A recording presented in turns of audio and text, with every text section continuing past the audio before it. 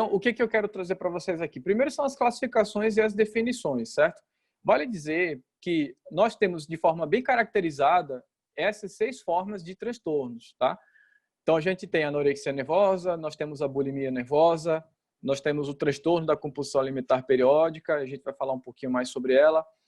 Nós temos também o transtorno de ingestão alimentar restritiva, né, ou esquiva nervosa, a chamada picafagia e o transtorno de ruminação. Vamos caracterizá-las daqui a pouquinho, tá?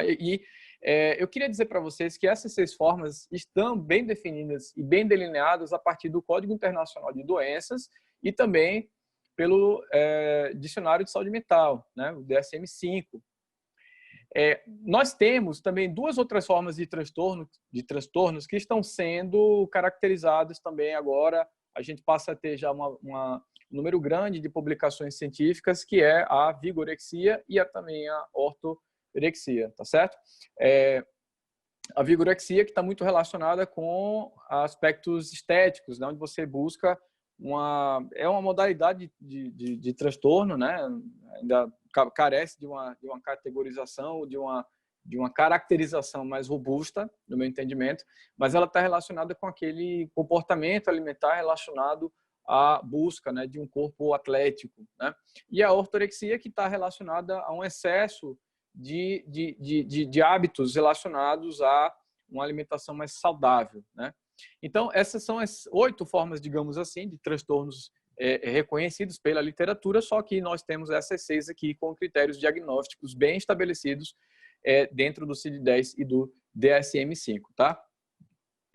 Vale a pena a gente destacar que a anorexia nervosa é aquela relacionada a essa busca incansável por magreza, né? Que tem relação com o medo mórbido da obesidade, é um transtorno de imagem, né? Então você tem essa imagem distorcida do corpo, ocorre uma restrição da ingestão relativa a essas necessidades, levando a um peso corporal que é significativamente baixo, tá certo? Ao ponto em que também a saúde é comprometida. Então é assim que a gente vai caracterizar a anorexia nervosa. E nós sabemos que é uma forma de transtorno que pode ou não incluir purgação, tá certo? Por exemplo, você gerar como mecanismo compensatório a indução do vômito, né? Purgar seria você colocar para fora, né, alimentos, medicamentos, enfim. Então, nesse sentido, a gente tem a existência ou não, mas não é exatamente um ponto que define o critério para o diagnóstico da anorexia, tá certo? Já a bulimia nervosa, ela se caracteriza por episódios que são recorrentes de compulsão alimentar.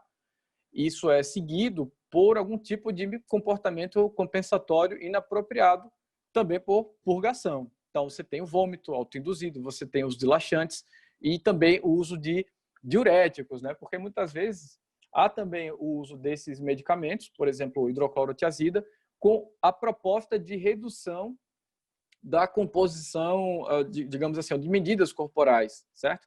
E também o jejum, então excesso de exercício, normalmente acompanha também a chamada bulimia nervosa, tá? Então a diferença entre elas é que a bulimia você tem episódios recorrentes de compulsão alimentar. No caso da anorexia, é exatamente uma situação oposta, em que você tem essa busca inalcançável, incansável, perdão, inalcançável, né, também de forma relativa, né, porque a pessoa nunca vai estar satisfeita em decorrência do transtorno de imagem pela magreza, né? O transtorno da compulsão alimentar periódica se trata de episódios recorrentes, né, em que as pessoas consomem grandes quantidades de alimentos. Essa é uma outra característica importante. E que tem uma sensação de perda de controle nesse processo alimentar. Esses episódios não são acompanhados de comportamentos compensatórios. Por exemplo, vômito autoinduzido, uso de laxantes, uso de diuréticos, diferentemente da bulimia nervosa, tá certo?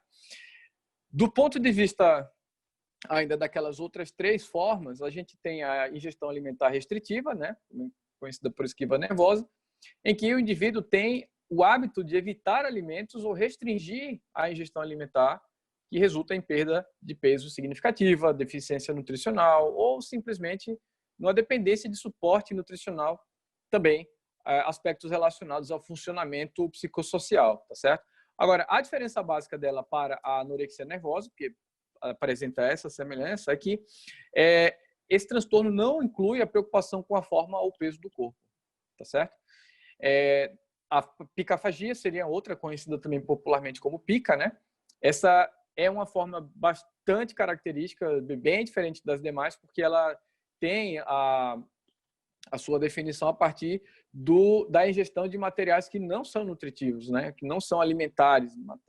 Enfim, você tem, por exemplo, a ingestão de metais, muitas vezes, né? Tijolo, coisas que não são relacionadas à alimentação ou à nutrição, certo?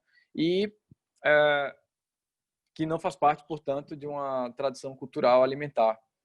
Já o transtorno de ruminação seria uma regurgitação repetida de alimento após a ingestão. Então, dependendo de como você apresentou o quadro clínico, a história clínica do paciente, você consegue fazer essa caracterização.